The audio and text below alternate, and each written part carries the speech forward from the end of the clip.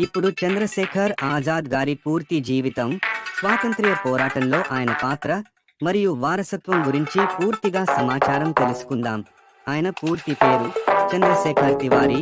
చంద్రశేఖర్ చిన్నతనం నుంచే ధైర్యం, దేశభక్తి గుణాలతో ఎదిగారు. చిన్న వయసులోనే భారతదేశం మీద ఉన్న బ్రిటిష్ పాలన అన్యాయాన్ని గమనించారు. వారి విద్య కాశీలో సాగింది. అక్కడే ఆయన దేశభక్తి ఉద్యమాల ప్రభావంలోకి వచ్చారు. 1919లో జరిగిన జలియన్వాలా బాగ్ హత్యాకాండ ఆయన మనసులో విప్లవాగ్ని రగిలించింది. 1921లో నాన్ కోఆపరేషన్ ఉద్యమంలో పాల్గొని అరెస్ట్ అయ్యారు. న్యాయమూర్తి ముందు ఆయన పేరు ఆజాద్, స్వతంత్రుడు. తండ్రి పేరు స్వాతంత్ర్యం, చిరునామా జైలు అని చెప్పడంతో అప్పటి నుంచే ఆయన చంద్రశేఖర్ ఆజాద్ గా ప్రసిద్ధి చెందారు.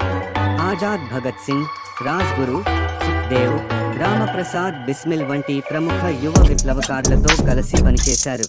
స్వావీరు కలిసి Hindustan socialist Republican association HSRA అనే సంస్థను స్థాపించి బ్రిటిష్ పాలనను కూలదోయాలని నిశ్చయించారు.